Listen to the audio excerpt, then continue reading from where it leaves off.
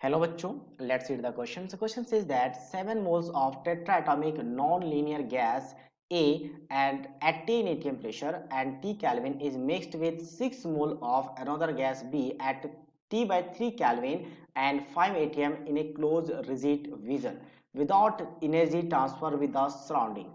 The final temperature of the mixture is 5 T by 6 Kelvin, then gas B is. Assuming all the modes of energy are active. क्या बोला गया है कि सारे जितने भी एनर्जी का मॉड है वो सारे एक्टिव्स हैं और 7 मोल्स हम tetra atomic non linear gas लिया है। टेट्रा एटॉमिक नॉन लीनियर यानी कि इनिशियल नंबर ऑफ मोल्स 7 है। किसके लिए? हम ए गैस की बात कर रहे हैं और टेट्रा एटॉमिक है, नॉन लीनियर है, तो हम यहाँ पे इसका गामा डिफाइन कर सकते हैं। ठीक है, साथ साथ में हम यहाँ पे क्या लिख सकते हैं, आपके पास प्रेशर कितना, आपका प्रेशर आपका 10 एटीएम है, 10 एटीएम। अच्छा, गामा क्या होता है? गामा होता है आपका CP by CV, CP by CV. और यहां से अगर मैं बात करूं कि सीवी कैसे निकालेंगे, पहले सीवी की बात कर लेते हैं, जो कि आपके पास क्या होता है, number of possibilities of translation plus number of possibilities of rotational into r by 2 plus of number of possibilities of vibrational और इनटू क्या हो जाएगा आपका r हो जाएगा। ये फॉर्मूला होता है, तो हम इस फॉर्मूले को यूज करके गामा निकालने की कोशिश करते हैं। तो अगर मैं बात करूं कैसा आपके पास है, टेट्राटॉमिक है, तो उसके लिए इसका जो भी वैल्यू होगा वो क्या आएगा, 3 आएगा ट्रांसलेशन। ठीक है, टेट्राटॉमिक के लिए हमेशा ट्रांसलेशन रोटेशनल 3 आता है, तो ये 3 r by 2 हो गया। वाइब्रेशन भी दिक्कत है, थोड़ा सा वाइब्रेशन निकालते हैं, तो टोटल जो होता है वो क्या होता है, 3n होता है, टोटल 3n होता है। तो टोटल 3n का मतलब 4 3 यानी कि आपके पास यहाँ पे n क्या, नंबर ऑफ एटॉमिसिटी कह सकते हो, एटॉमिसिटी है, तो एटॉमिसिटी 4 है, तो ये क्या हो जाएगा 3 into 4 दैट इज 12। तो टोटल 12 है, जिसमें से 3 ट्रांसलेशन 3 रोटेशनल, तो बचे कितने 6 वाइब्रेशनल, तो ये r हो जाएगा। तो ये क्या बन गया आपका 3r प्लस 6r, तो 9r बन गया, सीधी आ गया। हालांकि हम गामा नहीं भी निकालेंगे तो चलेगा, बट अगर निकालना चाहे तो निकाल सकते हैं, क्योंकि मैं एक और डायरेक्टली यूज कर सकता हूँ कि heat lost equal to heat gain, वहां से भी निकाल सकते हैं, तो वहां पे हमें सीवी गामा की जरूरत नहीं पड़ेगी, तो हम इसे इग्नोर कर लेते हैं। ठीक है, बी की बात कर लेते हैं, तो बी में क्या बोला गया है कि बी में, अच्छा इसका टेम्परेचर कितना है, तो टेम्परेचर T केल्विन है इनिशियली।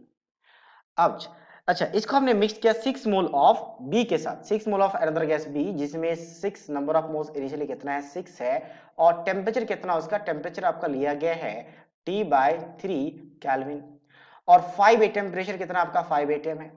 ठीक है, क्लोज रिलेटेड कंटेनर है, तो टेम्परेचर पहुंच गया 5T/6 में।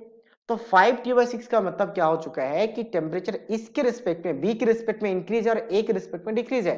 तो ए क्या कर रहा है, हीट को लॉस्ट कर रहा है, ए हीट को लॉस्ट कर रहा है, और जितना हीट ए लॉस्ट करेगा उतना ही हीट बी क्या करेगा, गेन करेगा। तो heat loss equal to heat gain, तो क्या कहेंगे NCV delta T is equal to, ये लॉस्ट कर रहा है तो नेगेटिव साइन के साथ आएगा, और ये गेन कर रहा है तो पॉजिटिव साइन के साथ एनसीवी डेल्टा टी आ जाएगा, दोनों जगह लगा लेते हैं। तो अब सीवी से पता चलेगा कि आपके पास ये आपके जो गैस है वो कैसा, मोनोएटॉमिक है, डायटोमिक है, ट्राइटोमिक है या टेट्राटोमिक है, क्योंकि ये जो आपका सीवी का वैल्यू आया वो टेट्राटोमिक के लिए आया 9r, और सीवी के वैल्यू से डिसाइड होता है, सबके लिए अलग अलग होता है वैल्यू।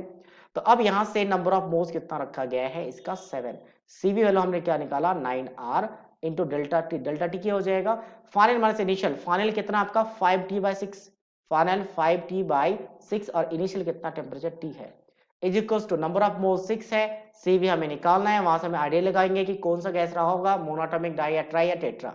और डेल्टा टी की बात करें तो फाइनल कितना 5T/6 है, 5T/6 है, और इनिशियल कितना आपका, इनिशियल इज T/3 है।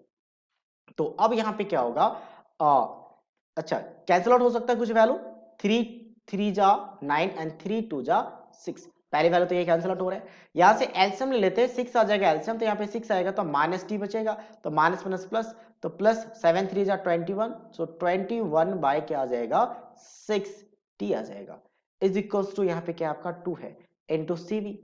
अच्छा यहाँ पे एलसीएम लेंगे तो एलसीएम फिर से 6 आ जाएगा, तो यहां से मल्टीप्लाई होगा 5t माइनस ऑफ 2 से डिवाइड होगा तो 2, तो कितना बन जाएगा 3t, तो 3t बन गया। तो यहां से क्या आपका t और t कैंसिल आउट हो रहा है, और 6 और 6 भी क्या हो रहा है, कैंसिल आउट हो रहा है।